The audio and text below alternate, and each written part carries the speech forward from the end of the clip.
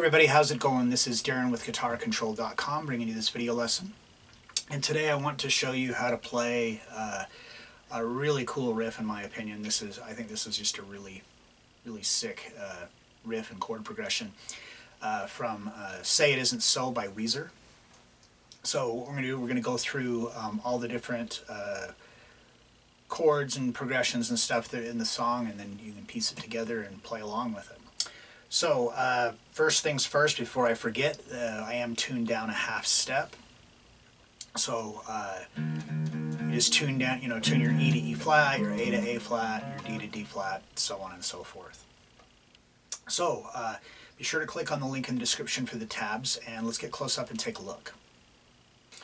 Alright, so for this first part here, and this is kind of the main riff of the song, is I'm going to take my first finger and I'm just going to bar it here across the 4th fret of the just the first 5 strings.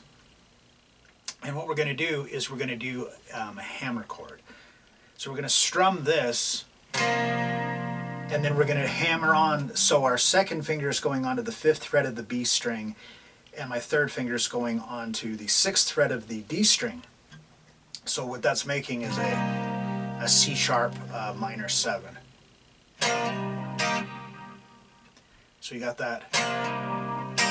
And then we're going to strum the chord one more time. So, and then it's got a little rest.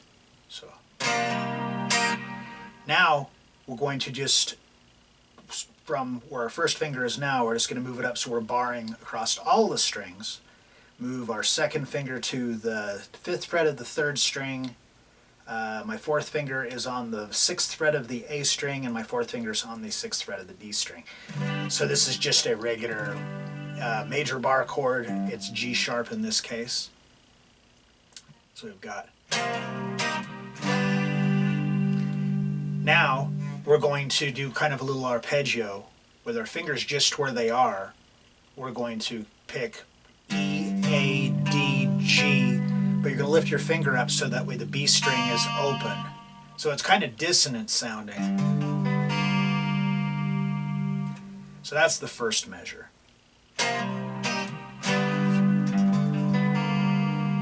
Then we're going to take this chord and we're going to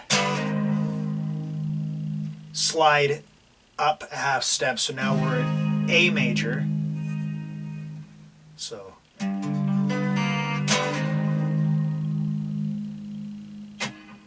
then we got just like the little percussive, just, you can just keep your fingers in the shape of the chord and just basically release them so they're just touching the strings. And then we're going to come down and do an open E. So the low E is open, 2nd fret of the A string with my 2nd finger, 2nd fret of the D string with my 3rd finger, and my 1st finger is on the 1st fret of the G string.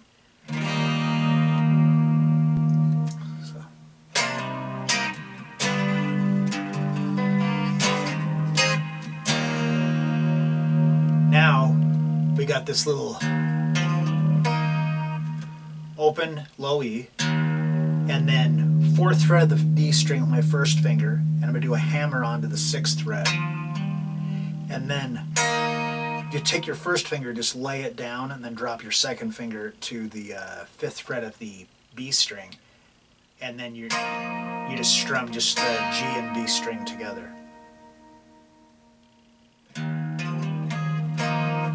So that's like the end of that cycle of the riff, and then it repeats, but it's different the second time around. So that's the first 2 measures.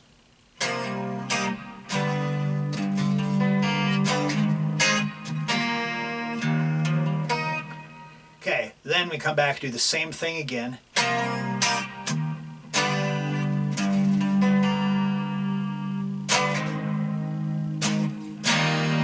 So the second time around, it doesn't have that little fill, so it's just.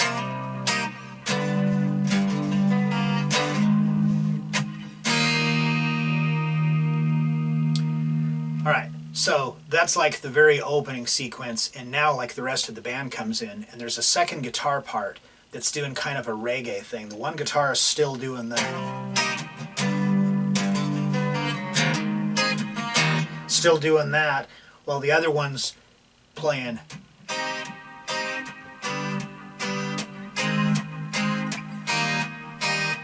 So what I'm doing there, and this is only, like if I was playing this song by myself, I would actually try to kind of combine these two parts together, and I'll show you how to, how I do it here in just a second.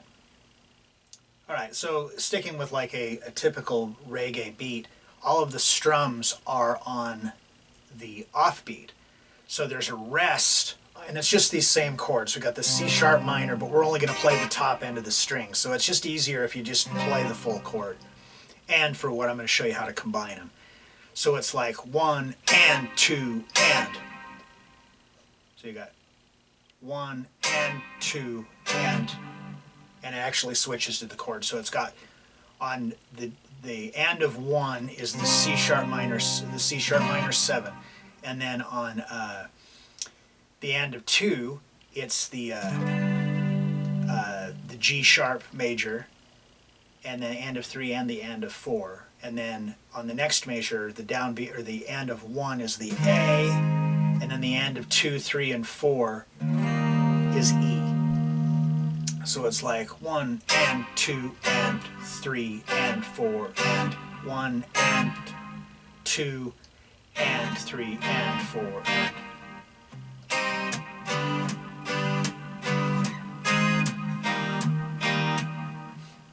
So if I was playing by myself, you wouldn't want to just do that part, but if you don't have that in there, it kind of doesn't really sound like the song.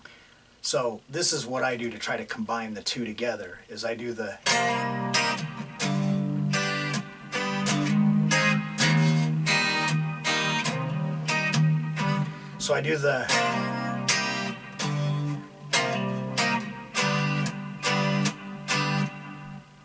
on the C sharp minor I do like the how it was on the original, on the first part we did, and then when I come to the G sharp major, then I just do the, and then when I go to the A, E, same thing. So.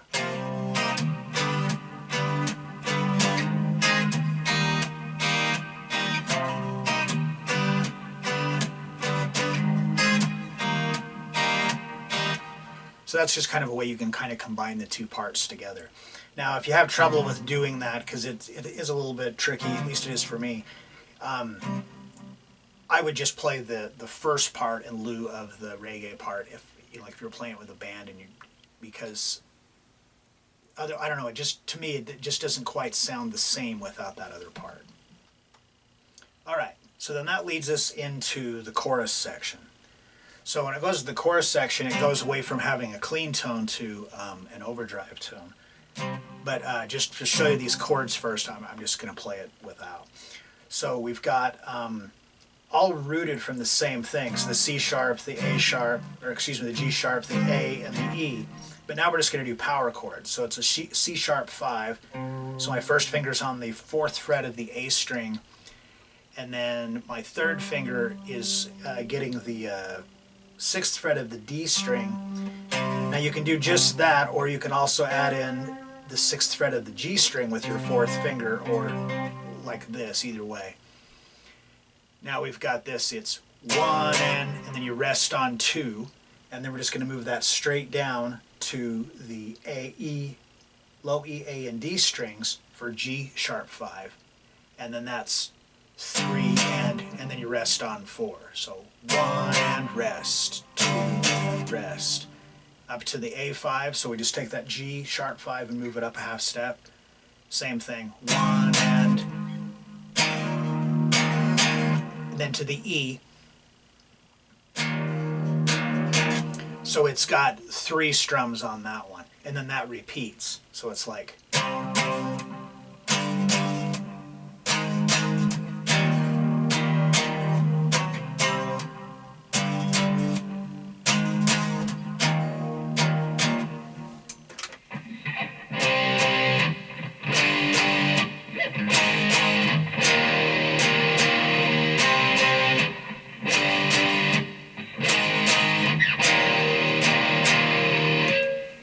So that part repeats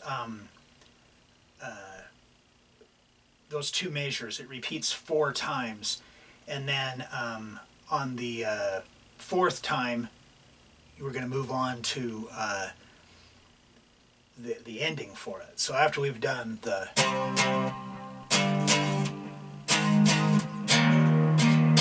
so that's the third time, then we're going to come back to the C sharp 5 again.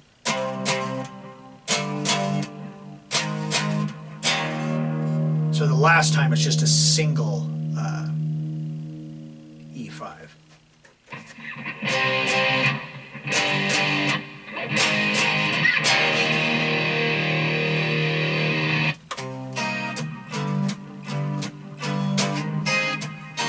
And then it just goes back into another verse.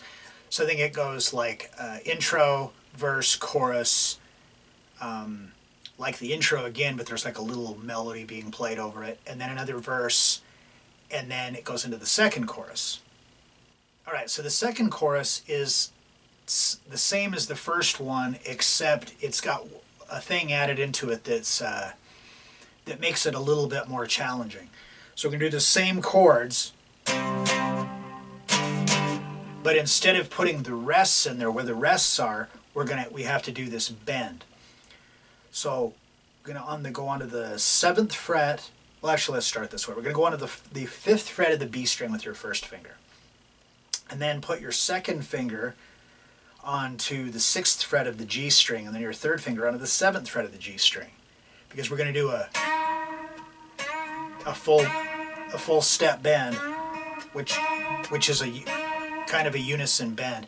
But when they do it, it's a little bit dissonant.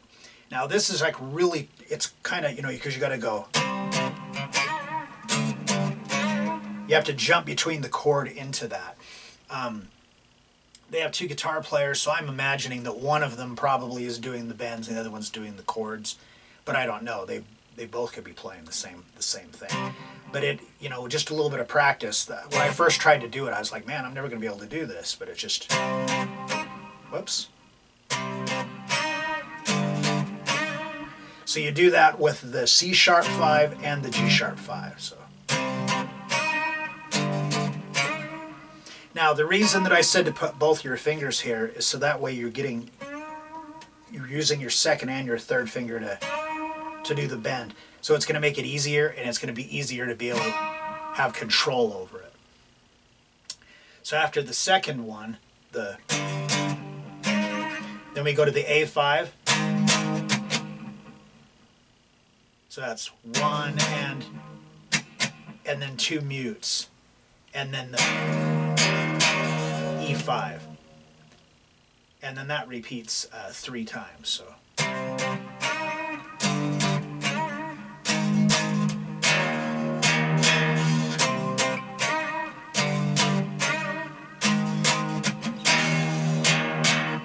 like that.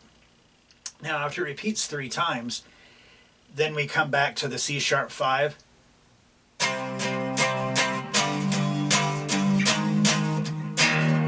And then that's just the end of the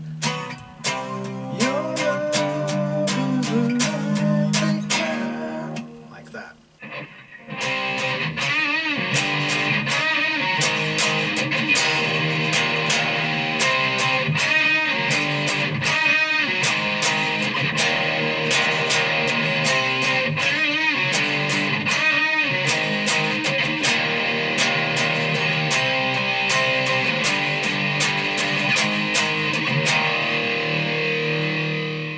All right, then that leads us into the last section of this that I want to look at is the bridge. So this bridge, we start off just with B5.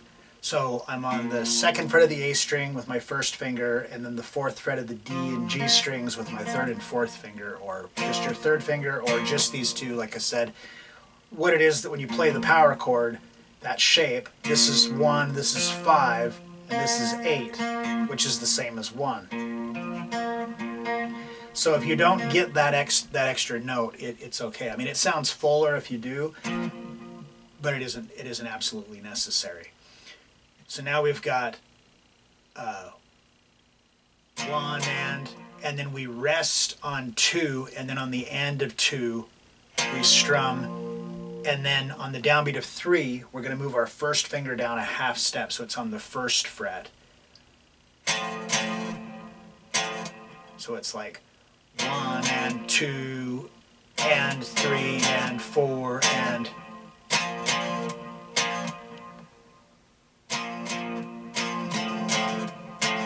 And then we're going to go to an E5, G5, twice, rest, and then it repeats. And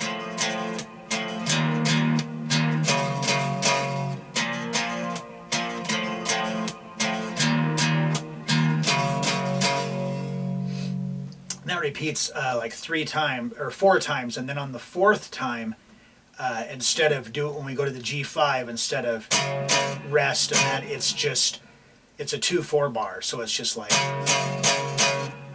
so that whole bridge.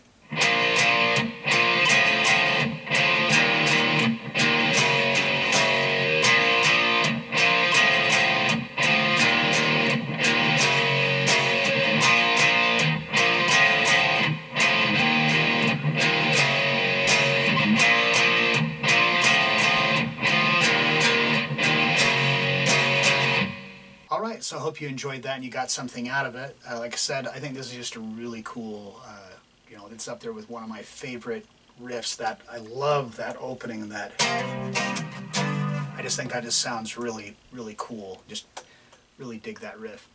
So if you like this lesson, be sure to give it a thumbs up and leave me a comment down below if you have any questions or comments. If you have not already done so, please hit that subscribe button and the notification bell so you don't miss out any of the content that we upload throughout the week. Well, that is all I have for you today. Thanks for watching and have a great day.